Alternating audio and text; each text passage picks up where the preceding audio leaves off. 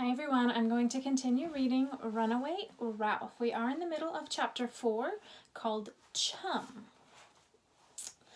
The hot summer days droned on. Ralph was supplied with more food than he could possibly eat, and his exercise wheel kept him trim. Whenever Catso sneaked off into the craft shop and showed an interest in Ralph's cage, someone snatched him and shoved him out the door. Life was safe, comfortable, and not unpleasant. From his cage near the window, Ralph had a good view of the camp. To the left, through the bamboo, he could see the boys' lodges. To the right were the girls' lodges.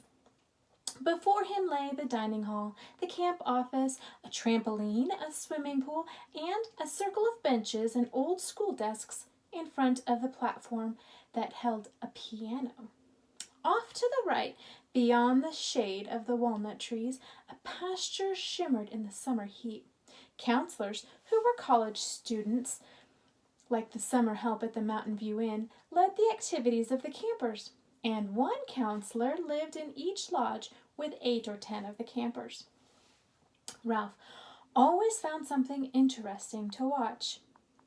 Campers spreading their sleeping bags out in the sun to air, counselors singing and directing skits around the campfire in the evening, boys racing to be first in line when the bell was rung to announce meals, boys and girls in cowboy boots or English riding boots going off toward the barn for riding lessons. Boys and girls played and kittens romped under the walnut trees. Catso discovered a small hole in the craft shop's rusty screen door, which he explored with a paw, as if it were a mouse hole. But faithful old Sam always arrived to tell him to move along. Never once did Garth forget to care for Ralph, and when he was not singing in his strange voice, he sometimes spoke. "Hi, little fellow," he would say, as he quickly detached the water bottle from the cage and refilled it at the sink. He even offered Ralph a sunflower seed with his fingers. Ralph was so lonely he was tempted to accept the seed for the sake of companionship. Then he remembered the song about mice getting banged on the head and retreated to the other corner of his cage. One afternoon, when Ralph was particularly lonely, he decided that a boy who fed a mouse 3 times a day could not be that bad after all, and the next time a sunflower seed was offered, he would venture out and he would accept it from the boy's fingers. However, when Garth finally came, he began to sing again. This time, the song was different from the one the campers were singing over in the dining hall. It provoked Ralph's curiosity because he had heard others sing it but had been unable to catch the words. The campers never sang this song when Aunt Jill was around, which made Ralph even more curious about the words. He was under the impression that they were not fit for grown-up ears, which of course made the song all the more interesting. Garth sang, and Ralph listened. "Great green gobs of greasy, grimy gopher guts, simulated monkey feet, chopped up parakeet." That was enough for Ralph. In his haste to hide his he bumped into the spout of his water bottle, and he flooded one side of the cage. He found refuge behind a lettuce leaf, where he sat trembling with nerves and fright, while he refused to listen to another word of that fearsome song. Why, the next line might be about mice. Ralph stayed hidden behind the leaf for a long, long time. He was now certain that there was no hope of ever communicating with Garth. Chopped up baby parakeet. Ugh! Garth actually relished in these dreadful words. Then, one day not long after Ralph had concluded that he was doomed to loneliness, a freckle-faced girl wearing a baggy sweatshirt, shorts, and cowboy boots came into the craft shop carrying a cage at least 10 times the size of Ralph Ralph's cage. She sat on the table in the nature corner. "Hi, Aunt Jill. I'm back, and here's Chum again," she announced. "I brought his box of food and bag of cedar shavings." And Aunt Jill dropped the strands of the lanyard she was demonstrating to hug the girl.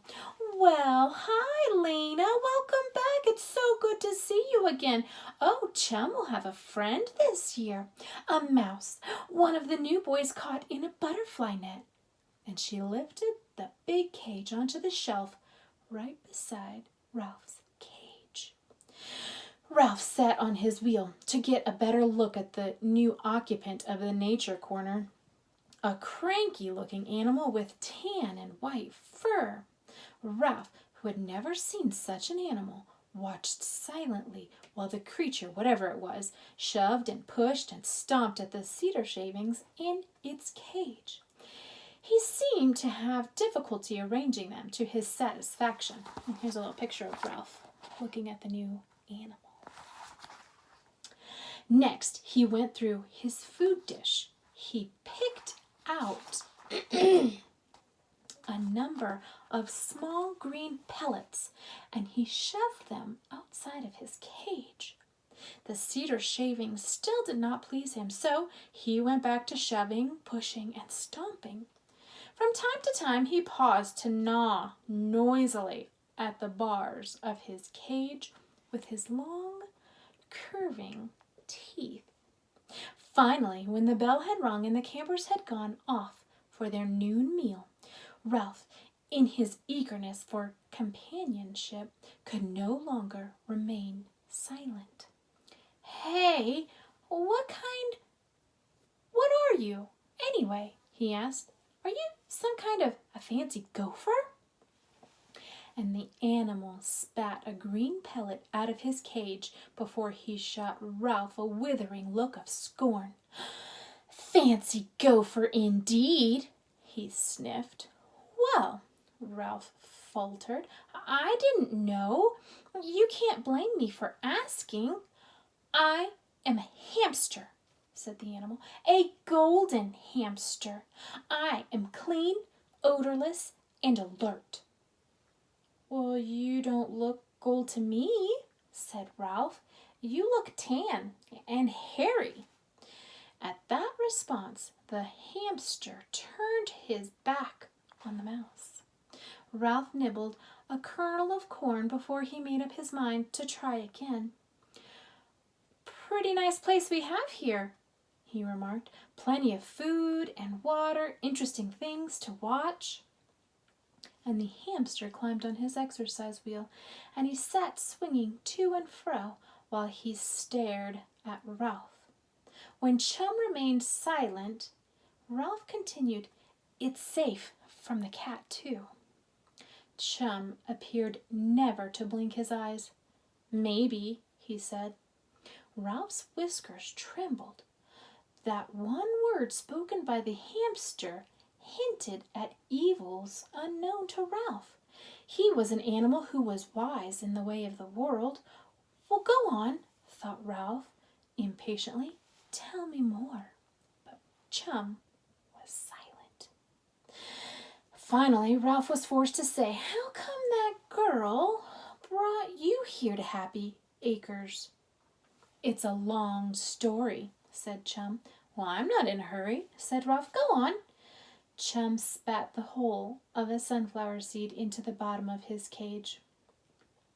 "I was one of 13 hamsters, 6 girls and 7 boys, born in the back room of a pet store."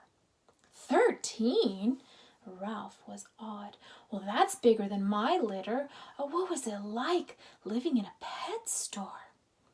"Oh, we had a happy, carefree childhood there in the cage in the back room," Chum continued. "There was plenty of food and water and fresh cedar shavings in the bottom of the cage. We slept all day, all 13 of us, in a warm, cozy heap.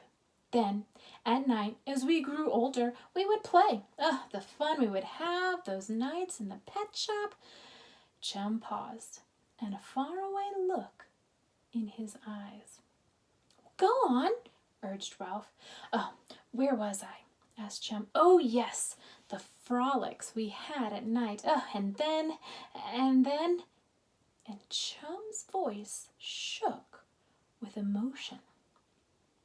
Ralph waited quietly until the hamster was able to continue.